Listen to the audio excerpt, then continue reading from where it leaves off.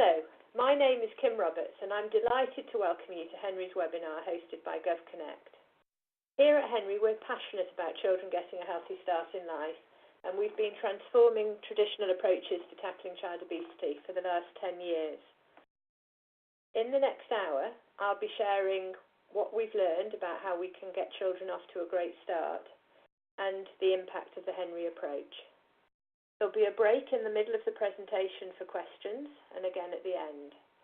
My colleagues Tom Berry and Di Swanston are here with me, and we'll be collecting questions as you send them in for us to discuss. So firstly, a little bit about Henry's origins. Henry was founded by Mary Rudolph, Professor of Child Health at Leeds and a child growth specialist, and Candida Hunt, whose background was in parenting, training and behaviour change. And as a result of seeing severely obese children and teenagers in her paediatric clinics, Mary realised that effective action to reverse the rising rates of child obesity would need to start early in life and aim to prevent obesity before it was established. Mary was commissioned by the then Department of Health to review the international evidence about the factors associated with child obesity and develop a framework for action for tackling child obesity through the Healthy Child Programme in the early years. And it's these messages from research about the risk factors for child obesity that are the theoretical underpinning of Henry's multi-layered approach that I'll be sharing with you today. By supporting practitioner effectiveness and a healthy family environment and getting in there right at the start of life, our aim has been to turn these risk factors into protective factors so that children grow up a healthy weight and avoid the long-term physical and emotional consequences of obesity. So let's start by thinking about why intervention in the early years is so important. I imagine that most of us would agree that habits are extremely hard to break once they're established. So helping children develop healthy habits and food preferences right from the start, rather than trying to change ingrained habits later on, is crucial. The birth of a child and bringing up a young child is a time of hope in most people's lives. Parents really want to get things right for their baby or young child and tend to be receptive to support during these years. And on a practical level, it's also a time when they have much more contact with health professionals. So there's the opportunity there to access parents and to make a difference as part of universal services. The data on obesity rates at age 5 also point to the need for more effective intervention in the preschool years. Shockingly, almost 1 in 4 children in this country are already overweight or obese by the time they start school, putting them at risk of lifelong physical and emotional health problems. And ours may be the first generation where our children have a shorter average life expectancy than their parents. We know all too well that obesity is extremely difficult to reverse once it's established. And research suggests that over 80% of obese children will go on to be obese adults. So helping children grow up a healthy weight is vital. So let's have a look at the patterns of weight gain during the primary years. Longitudinal data from the National Child Measurement Programme, published by Public Health England last year, shows us just how heavily the odds are stacked against children who start school obese. Only 1 in 20 will be a healthy weight when they leave primary school. Conversely, if children start school a healthy weight, 75% will remain a healthy weight as they enter their teenage years, and are much more likely to remain a healthy weight in adult life. But let's just think about how early in life we need to provide support if we're going to prevent obesity before it's established and help children start school at a healthy weight and therefore have a much more positive trajectory in their school years. Recent data from the Health Survey for England found that 11% of children aged between 2 and 4 years are already obese, and this is similar to the levels that we see in reception. So the fact that many children are becoming obese long before they actually even start school and are weighed as part of the National Child Measurement Programme at age 5 points to the need for much earlier intervention. So recognising the importance of a baby or a young child's formative experiences and the importance of really getting in there at the beginning if we're going to help children grow up a healthy weight, I'd like to move on now to introduce the Henry model. Children are born into families and their lifestyle will be shaped by their environment. So Henry has developed a holistic model that supports the different systems around the child. If we're going to help a young child grow up a healthy weight, we need to adopt a whole family approach so that children grow up in a home that's got healthy routines and where they're able to copy healthy lifestyle habits as they grow older. And then thinking about the parents who are providing this healthy home environment, if they're going to be able to provide this kind of family lifestyle home environment, they need the skills, the confidence and the motivation to do this to the best of their ability. And that's going to be influenced by the quality of support that they receive from the health and early years practitioners they come into contact with. And then thinking about the wider communities in which families live and children grow up, we talk a lot about a whole systems approach and really recognise the influence of the obesogenic environment on all of us and on young families.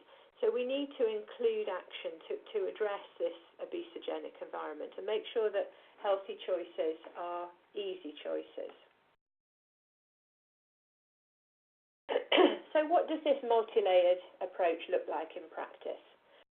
Henry's developed a holistic package of interventions that include workforce development, support for parents at key moments such as early infant feeding and introducing solids, a group program for parents that helps them adopt a healthy family lifestyle for the whole family, targeted one-to-one support and peer support in local communities, as well as a range of accessible and interactive resources for parents and practitioners to access.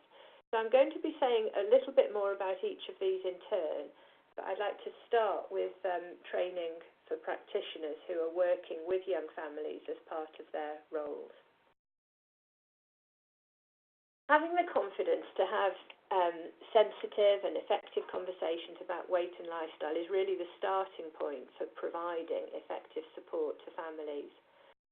But research shows that, worryingly,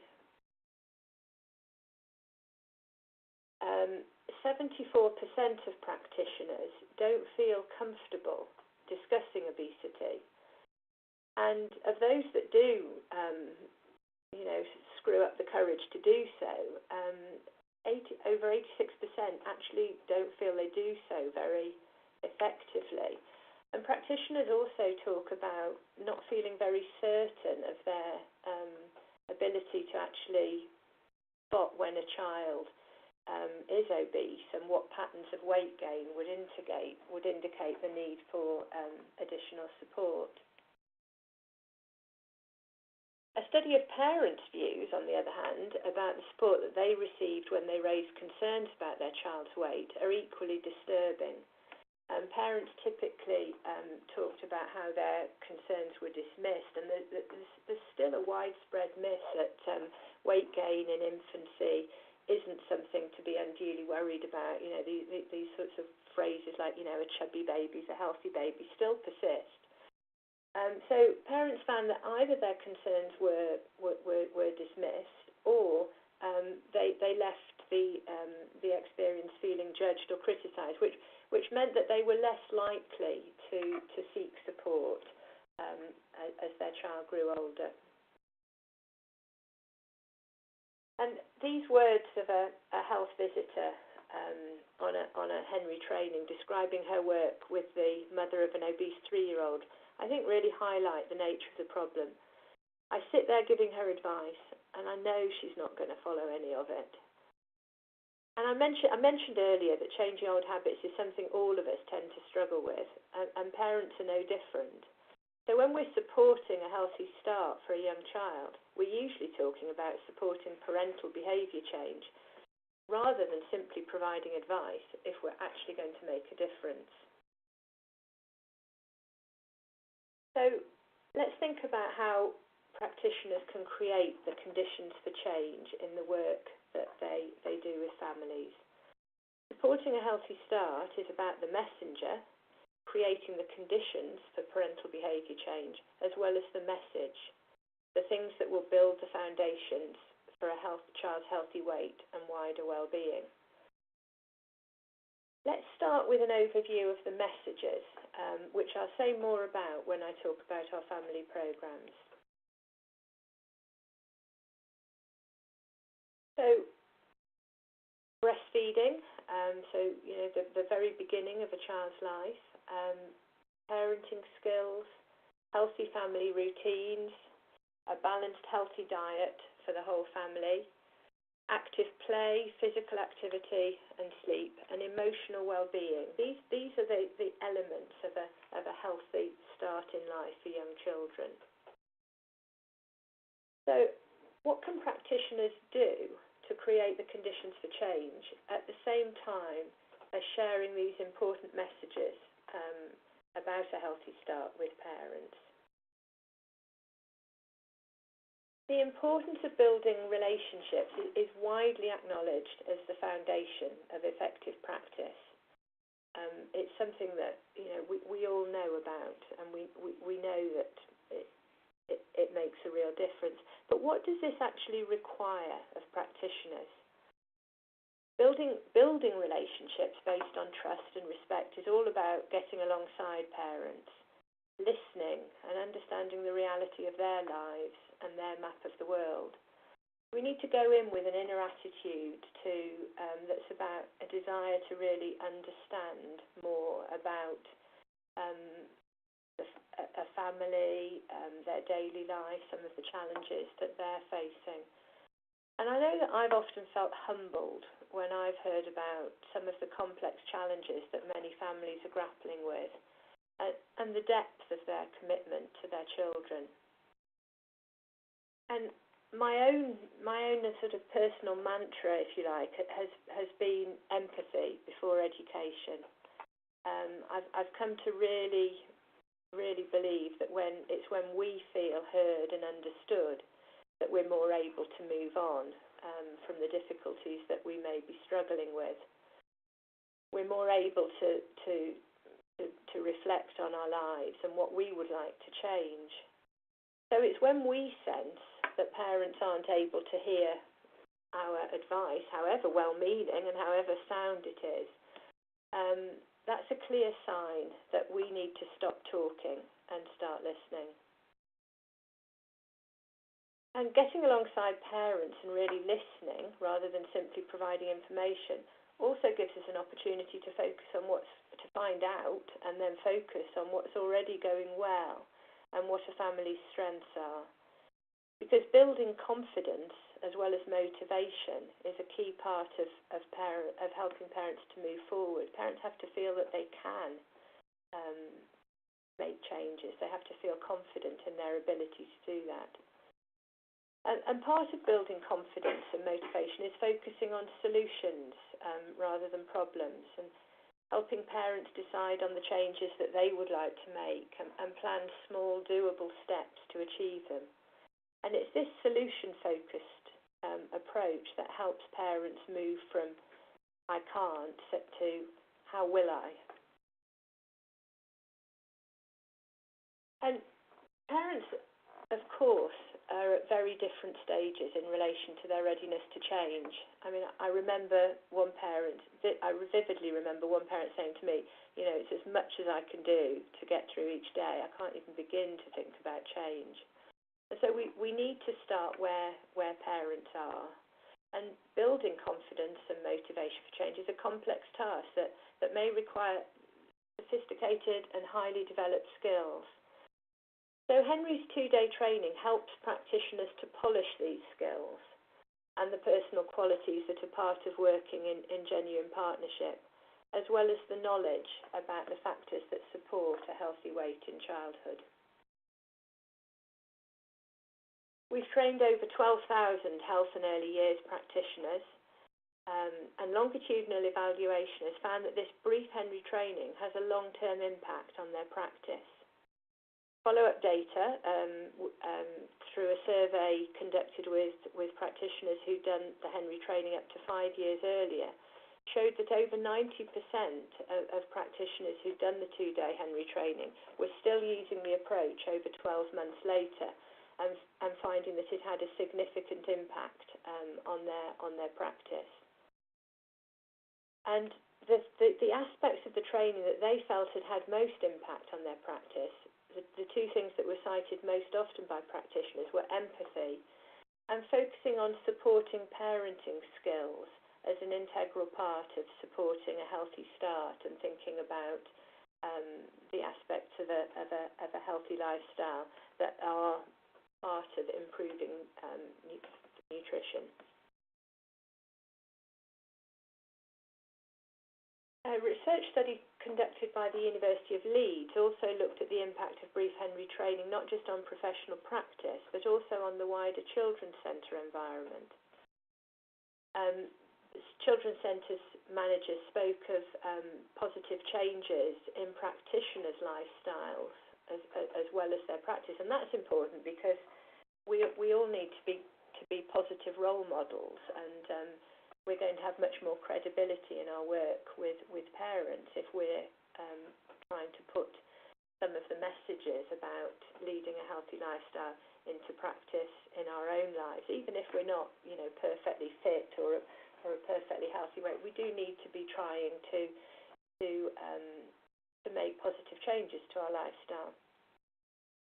Children's centres also talked about changes that they'd made in the centre environment, such as healthier meals, snacks, portion sizes, and found that the training had also had a positive impact on the team culture, the way team members supported one another, and were just much more proactive in promoting and bringing up issues that would support a healthy lifestyle with the families using the centre.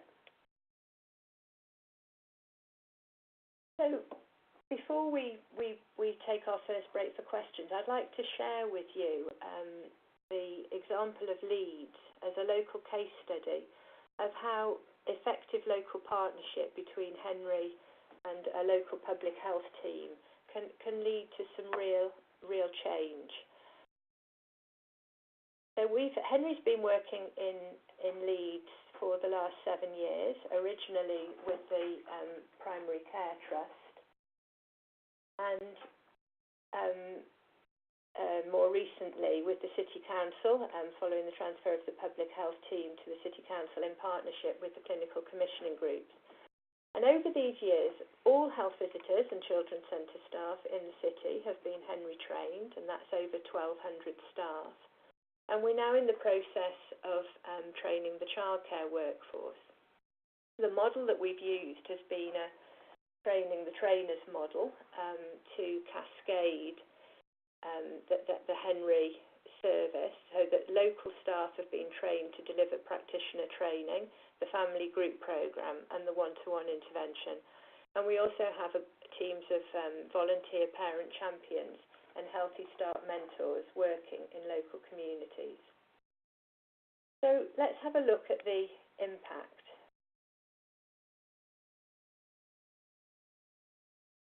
This is taken from National Child Measurement data since Henry was implemented as part of the citywide Leeds Obesity Strategy 7 years ago. And what we've seen is rates of child obesity in reception have dropped from 10.3% to 8.5%, while the England average figure in this time has remained more or less static. Obesity rates at age 5 in Leeds now compare really favourably to comparator cities with similar socio-economic characteristics. Leeds has the lowest rates of reception obesity compared to its 15 statistical neighbours in socio-economic terms, whereas 7 years ago it was amongst the highest. And even more encouraging, because of the strong link between deprivation and obesity, is the reduction in rates of obesity at age 5 in the most deprived areas of Leeds, where Henry's implemented through children's centres. Early data suggests that the health inequalities gap is narrowing in Leeds rather than widening. So these results suggest that when the Henry approach is embedded as part of a sustained local strategy to reducing rates of child obesity, significant positive change is possible.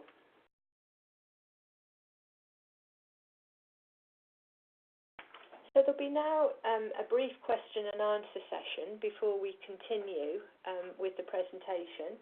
Please do send in any questions that you would like us to discuss. My colleagues have been collecting them, so let me just take a moment to see what we've had in.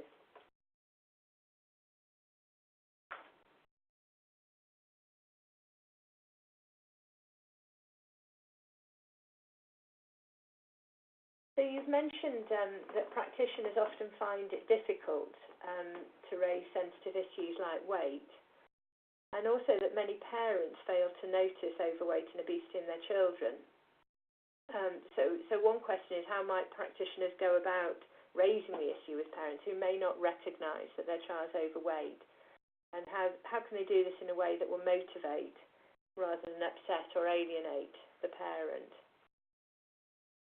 So I think a lot of what I said about building a relationship and really getting alongside is the sort of the first step here. In the Henry training, we talk about opening the door and how we respond in these early moments of a conversation is going to really affect whether the parent wants to have a longer conversation with us and start to really think about lifestyle and weight issues, or whether they just close down. So I think a really helpful place for practitioners to start is by thinking about at this point how can they keep that door open rather than trying to rush in with trying to sort of have a conversation about weight there and then, and sort of I suppose try and move too quickly.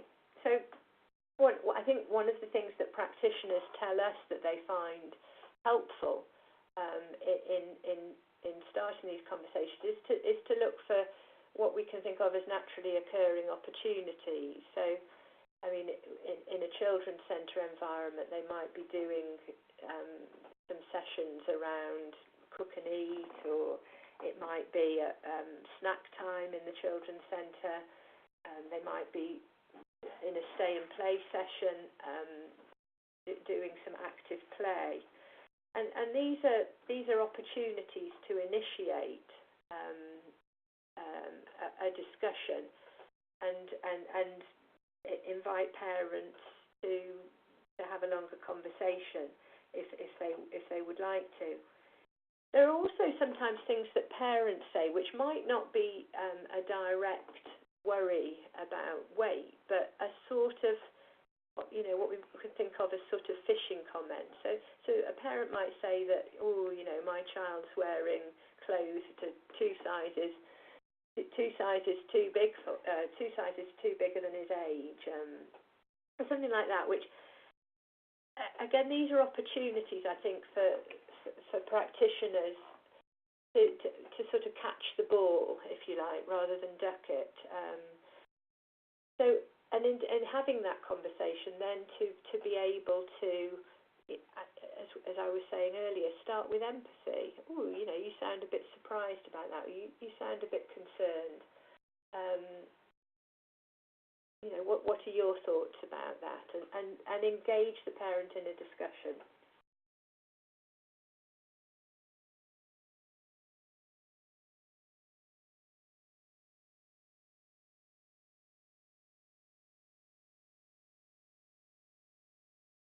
So I'm just looking at other questions. Sorry, there's a pause here because we've got a flurry of activity going on at the Henry end here as we look at the questions. So another question that's come in is about breastfeeding, and a question about what initiatives and programs are delivered by Henry.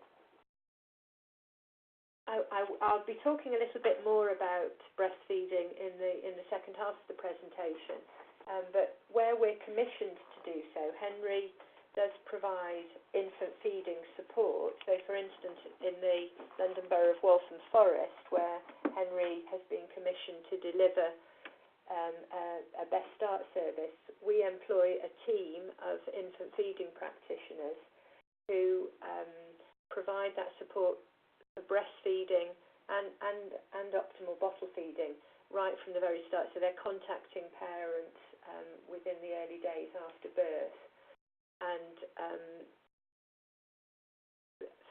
really finding out what parents' plans are, providing that kind of support that can make all the difference, because we know the benefits of breastfeeding, but we do need to help parents through those early days so that they are able to establish breastfeeding. So I'm going to continue with the presentation now. There will be more time for questions at the end, so do keep them coming, and my colleagues will gather them in.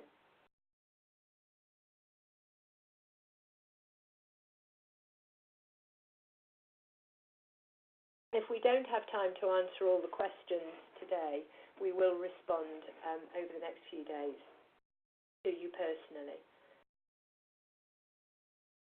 Okay, so moving on. In the first half of my presentation, I focused on how we can equip the workforce, that precious resource that is supporting families in the early years, with the skills, knowledge and confidence to provide effective support to parents as part of their role.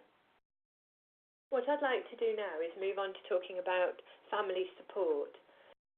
As I mentioned at the beginning of the webinar, Professor Rudolph's framework for action highlighted the factors that are associated with obesity, and Henry Family Support is built around the evidence. So our family support programs are structured around these elements. Many people think that Henry's a nutrition program, but we know from the research that parents need the personal resources, in other words, the emotional well-being, and strategies to provide a healthy family lifestyle, so that supporting parents to reduce stress and look after themselves and their own well-being, as well as develop their parenting strategies, is an integral part of all of our family support activities. So, going back to the question about breastfeeding that I took in the break, let's start at the very beginning. We know how important breastfeeding is for both baby and mother, and yet in the UK, breastfeeding rates remain stubbornly low. By 6 weeks, only half of mothers are partially breastfeeding, and only 1% of mothers in the UK are still exclusively breastfeeding at 6 months, which is what the World Health Organization recommends. Breastfeeding is also protective against obesity, so increasing breastfeeding rates is integral to obesity prevention as well as a wider healthy start. Providing very early support to successfully establish breastfeeding is key to enabling this. And as I mentioned when I took that question, where we are commissioned locally to provide infant feeding support, Henry contacts mothers as soon as possible after birth to offer support and help parents overcome the kind of challenges that can lead to women deciding not to breastfeed. The kind of things that women themselves describe as the reasons for not continuing with breastfeeding are difficulties latching on, pain, and worry about whether the baby's not getting enough milk. Breastfeeding is something of an act of trust because the baby's in control and taking what they need, and whereas with a bottle, parents can see how much they're having. And I mean, breastfeeding, although it's natural, neither baby nor mother have done it before, particularly if it's the first baby. And so it can take a while for them both to get the hang of breastfeeding. And I think it's in that sort of, period where sensitive support at the right time can make all the difference. And I mentioned that Henry is providing an infant feeding service in Waltham Forest, and we have very moving testimony from parents about just how important that early support was in helping them keep going and not and getting through some of those early difficulties. It's a very tumultuous time, those first few days with a new baby.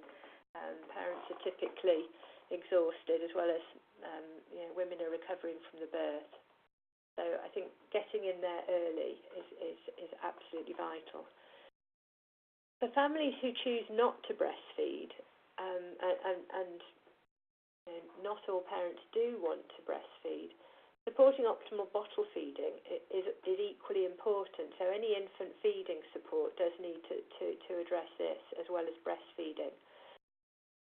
It's very easy to overfeed a bottle-fed baby because parents can see how much is left in the bottle, and they follow the instructions on the tin, and may well be tempted to encourage the baby to carry on drinking because the tin says that's how much the baby should be having, even when the baby's clearly lost interest and has stopped drinking. So supporting optimal bottle feeding is a lot about helping parents feed responsively and stop when their baby shows they're full. And in doing this at this early stage, we're helping parents to establish long-term healthy appetite regulation, as well as avoiding overfeeding, which could lead to rapid weight gain in those early weeks as a result. Because if babies are consistently pressured to override their body's natural sense of fullness, they'll stop noticing when they're full and be much more likely to overeat in later life. The other early opportunity to establish healthy eating habits and food preferences is when babies move from an exclusively milk-based diet to eating solid food.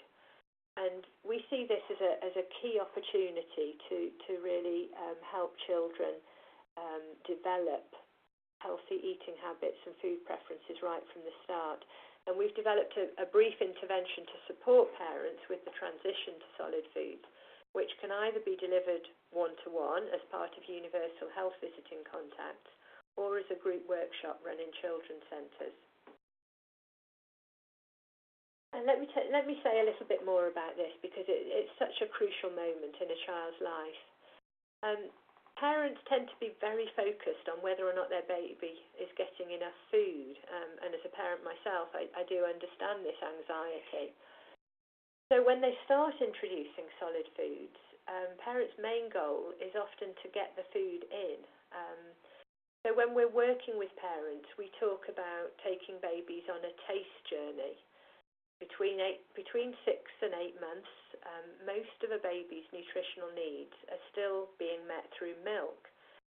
So the main goal when we're introducing solids is to familiarise the baby with a wide range of tastes and textures, rather than seeing the solid foods that they're eating as an opportunity to fill them up. And taking babies on a taste journey in this way can be enormously helpful in setting them up for eating a wide range of healthy foods as they grow older. Babies like what they know, and they tend to react to new tastes by screwing up their face and spitting out the food.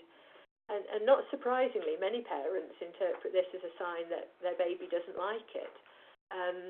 But if they respond by deciding that their baby simply doesn't like, say, broccoli, and go back to the apple puree that their baby is eating quite happily, they risk missing the opportunity to develop their baby's palate and are much more likely to end up with a very picky eater by toddlerhood. So a key message is encouraging parents to offer small tastes over the course of a few days without forcing, and providing reassurance that babies normally start to accept a new food more readily by the 4th or 5th time that they try it. Because we are also born with a preference for sweet tastes as well as familiar ones, starting babies on vegetables and more savoury foods before introducing sweeter taste is also a helpful way of widening a baby's food preferences and helping to familiarise themselves and develop a liking for savoury foods before moving on to fruit and other sweeter foods.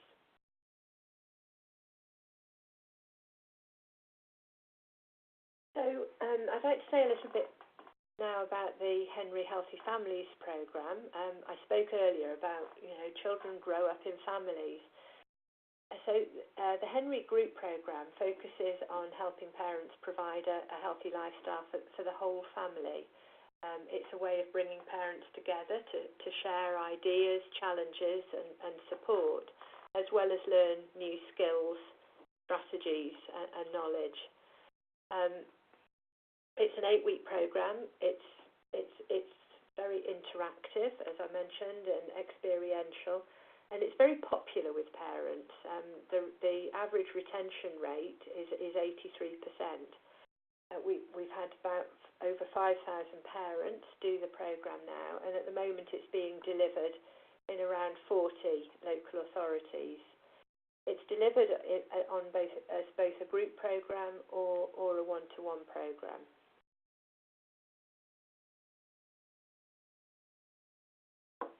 So we start, no surprises after what I've been saying so far in the webinar, we start with parenting. Life with young children can test the resourcefulness of most adults on a daily basis, I know from personal experience.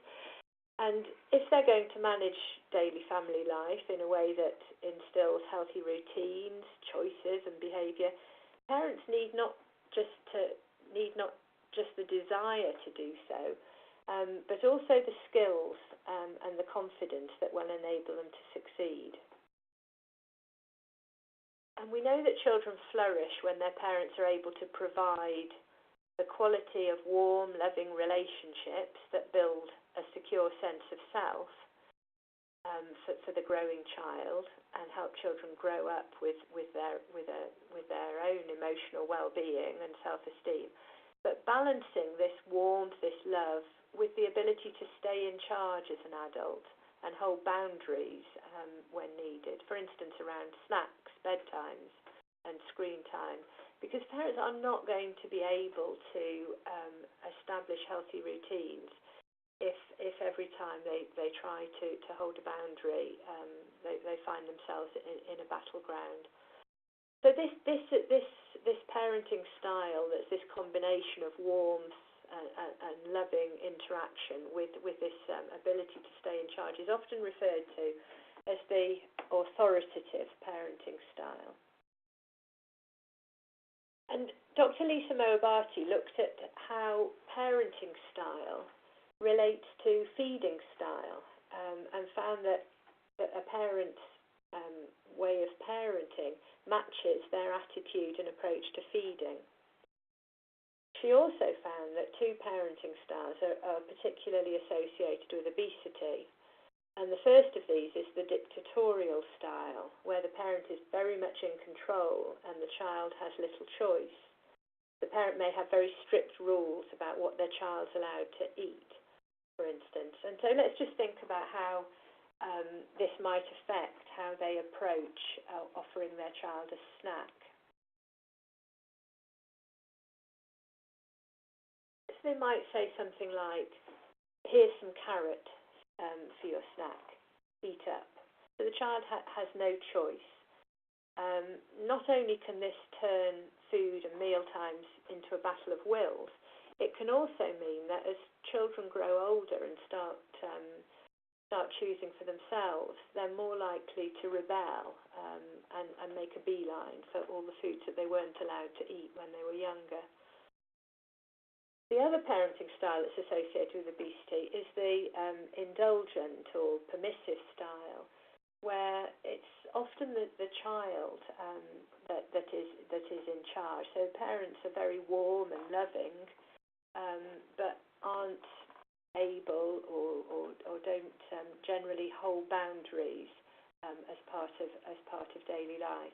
So again, let's just think about how might a parent with an indulgent parenting style or a permissive parenting style offer their children a snack. They might say, "What would you like for your snack?" So the child has got too wide a choice. I think we can probably all imagine what a child might say in that situation. So then thinking about the authoritative parenting style, which enables some choice for the child, but leaves the parent in charge. So they might say, "Here's some carrot and tomatoes for your snack. You choose." And we talk about this as guided choices, offering a child a choice between two healthy and acceptable alternatives.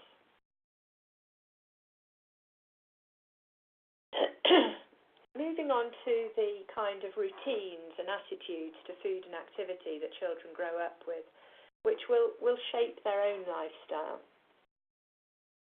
Helping parents reflect on their own habits is therefore a very important part of the Healthy Families programme. And parents come to realise that it's about what we do rather than just what we say, and that if they want their children to be active and eat and enjoy healthy foods, then they need to do those things themselves, and they need to make sure that their children see them doing those things. I talked about responsive feeding earlier, and being guided by a child's appetite and signs of fullness. And parents are often surprised by how small child portions are, and may not trust that their child had enough. And this is one area where old habits tend to die particularly hard, I find. I mean, most of us were told to finish what was on our plate as children, and find it hard not to urge our children to eat up. And so that's something that a lot of parents comment on as a result of coming on the programme. Let's think about the emotional dimension of food now. Research suggests. Let's go back to meal times before we do. Researchers suggest that when a family eats together, children are much more likely to grow up a healthy weight and eat healthily. So let's look at the kind of mealtime routines that help children develop healthy attitudes to food and enjoy eating well. Sitting together with no distractions such as TV and phone, making it a sociable occasion, chatting, encouraging, without obsessing on what everybody's eating. Having the confidence as a parent and the strategies to be able to set some age-appropriate limits for behaviour so that eating together is a relaxing experience. And crucially, not rushing, being able to go at children's pace. And parents eating and enjoying healthy food with their children.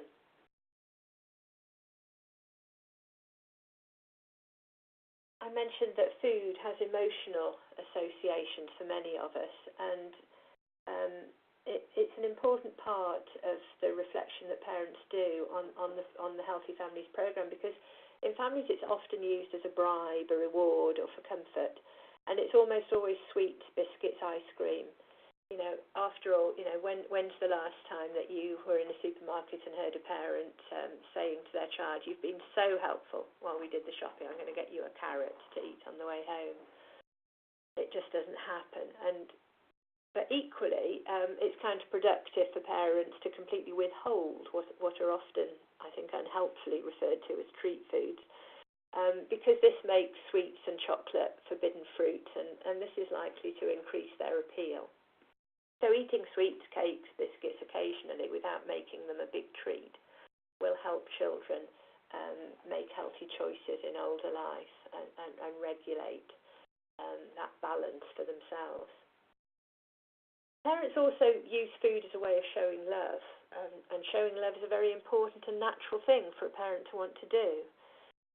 So on the Henry program, we help parents think about other ways they can show their love. For instance, through words and hugs. And we use storybooks in the program that parents can read to their children as a way of getting these messages across. And this is one of the storybooks. And I mean, this story shows how that being offered all sorts of different food doesn't do anything to comfort a distraught Henry Bear, and what he really wants is some attention and a cuddle.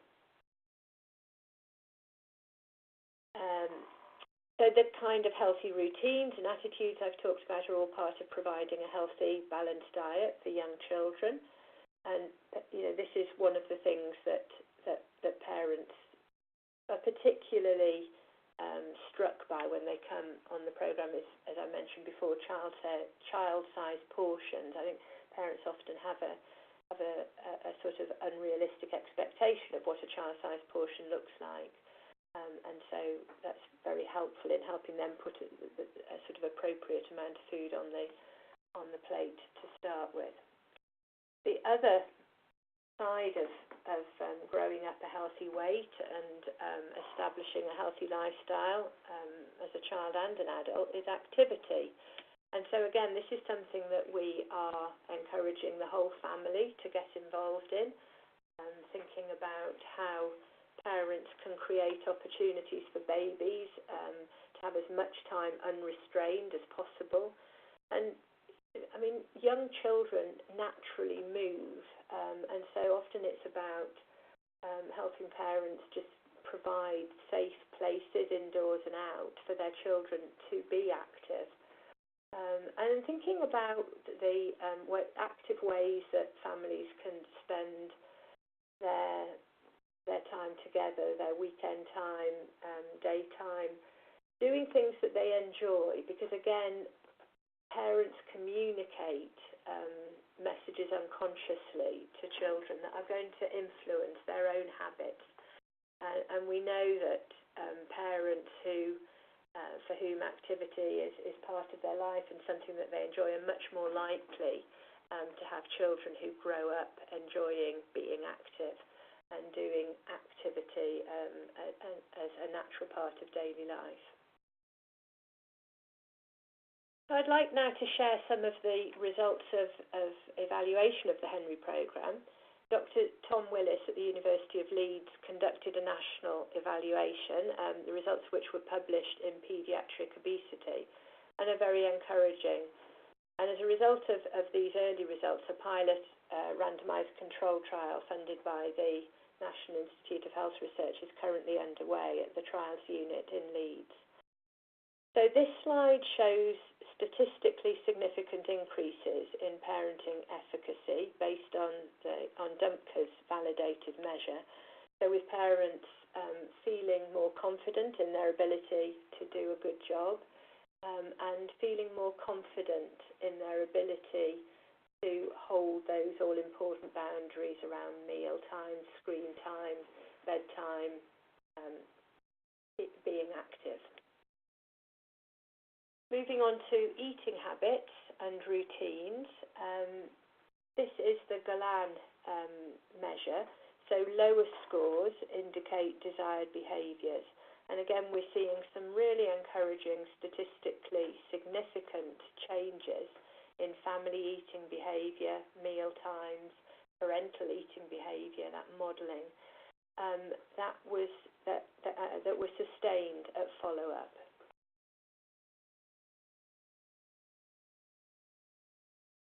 And our belief is that these positive changes in parenting efficacy and family eating habits underpin the again, very encouraging and statistically significant changes that the evaluation found in food consumption for both adults and children. So this is based on Hammond's food frequency questionnaire. This slide shows changes for adults, so statistically significant increases in consumption of fruit, vegetables, and water to drink, and a corresponding decrease in those energy-dense foods and drinks. and this is matched by the changes in children's food consumption at the end of the programme and at follow-up. One of the best-known public health messages is 5 a day, and I think this slide is very helpful in bringing to life some of the changes that families make as a result of coming on the programme. So at the beginning of the programme, 21% of children in the family starting the programme are eating 5 a day, and this is more or less the national average for children in this country. By the end of the programme, this has just about doubled to 41% eating 5 a day. So some really encouraging changes. So in the last part of the webinar, I'd like to move our focus out to local communities and briefly talk about how Henry supports activities to make these local communities healthier and more active places for young children to grow up in. Henry's developed a range of different volunteering models that include breastfeeding peer supporters, providing infant feeding support, parent champions, Healthy Start mentors, and outreach volunteers to engage parents in healthy lifestyle activities. So I'll just very briefly say a little bit about these roles. Let me start with parent champions. These are volunteers who are parents who've done the Henry Group programme and have found it had such a positive impact on their own lives that they wanted to stay involved and help other parents in turn. Parent champions organise a wide range of activities in the community to bring parents and young children together and support a healthy lifestyle. So I just flicked through some of the activities organised by those parent champions, Zumba sessions, street play, and craft sessions to decorate an apron with fruit and vegetables before a volunteer-led cooking session. So moving on now to our Healthy Start mentors, who are volunteers who we recruit and train to deliver structured one-to-one support to parents whose children are at risk of obesity or, there's a sort of issues within the family that would mean that they don't want to access a group programme or it's not appropriate for them. And these volunteers can be particularly helpful in overcoming cultural and language barriers. We've piloted this model over the last 3 years, and some really encouraging and quite interesting evidence from the University of Hertfordshire-led evaluation suggests that family outcomes in one-to-one support delivered by volunteers mirror those achieved when the programme is delivered by practitioners. And the evaluation highlighted that the factors in the Healthy Start mentor project that really supported these positive family outcomes were the quality of the training. It's a 5-day training, the supervision and support that is provided to the volunteers, but crucially the resources that we provide to both volunteers and families, which volunteers said they felt really gave them the confidence to deliver the programme. So to summarise before we take some final questions, Henry's experience over the last 10 years suggests that adopting a holistic and multi-layered and crucially sustained approach to obesity prevention can help parents make the kind of changes that are needed for children to grow up a healthy weight. Effective intervention includes workforce development, equipping health and early years practitioners with the skills, knowledge and confidence to really make a difference in their work with young families. It includes support for parents so that they have the emotional resources and the parenting skills as well as the knowledge to provide a healthy family environment.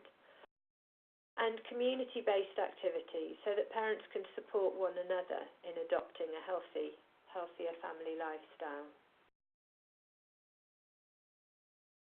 So thank you for listening to the webinar. I'll leave you with this slide showing our contact details.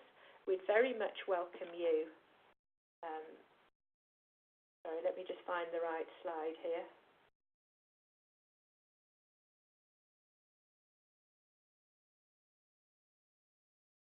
There we go. We very much welcome you getting in touch to find out more about the Henry approach. And you may also be interested in the Best Practice Handbook, which Mary Rudolph and myself wrote, that supports all of those working with families to help them get their children off to a great start in life. Okay, so I'm going to just pause while my colleagues here show me the questions that you've been sending in.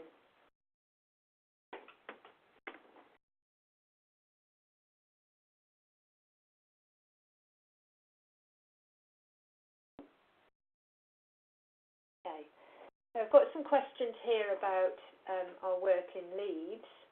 And the decrease in obesity levels across all social gradients. I mentioned that the decrease in deprived areas of the city is particularly encouraging. And, I mean, the early data suggests that rates have fallen more quickly in the deprived areas of the city, which is where the Henry programme is delivered. But what we're doing at the moment is working with the public health team in Leeds to really do a bit of a deep dive into that data and find out what has been happening in different areas of the city, and really be able to draw some firmer conclusions about the impact of the city's child healthy weight strategy and the work that Henry's been doing in the city on health inequalities. The other question about Leeds that we've had is what did we do to get strategic buy-in to be able to train so many health visitors in Leeds? And I think I'd be delighted to put people in touch with Janice Burberry, who's the head of commissioning, public health commissioning for children and families in Leeds. We've been working with Janice and her team since Henry started in Leeds 8 years ago, and I would say that it is, for me, it's a real example of strategic partnership where the Leeds Commissioner and Henry are really working together to take that sort of long-term strategic approach and to continually be trying to innovate. So, for instance, at the moment we are in the early stages of piloting a new project in Leeds to reach children who are gaining weight rapidly in the early years through GP and primary care through a social prescribing model. So I think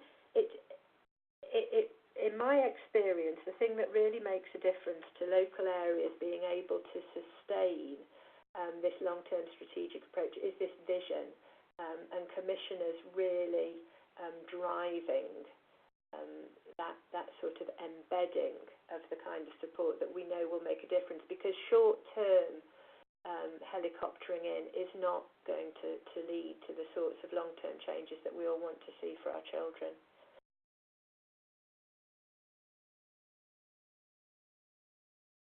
So we are reaching the end of our session now. We have had more questions in, and we will try to respond to any of the questions that we were unable to answer over the next week or so. I would like to thank you very much for joining us in the webinar. I'm aware that we've had a lot of questions that we haven't had the opportunity to answer. We will do our best to to get back to those. I'll just finish with one last question, which is a very small practical one. What if a family doesn't have a dining table? And this is something that practitioners often ask us, and it's not about sitting around a table, it's about families sitting together and eating rather than eating on the run. So again, we always encourage families to come up with their own solution, and sitting on the floor eating together works just as well as a table. It's about the quality of the interactions between parents and children as they're eating. So thank you. I'm going to end this webinar now, and I would really welcome anybody getting in touch with us to continue the conversation if you would like to. Thank you for listening.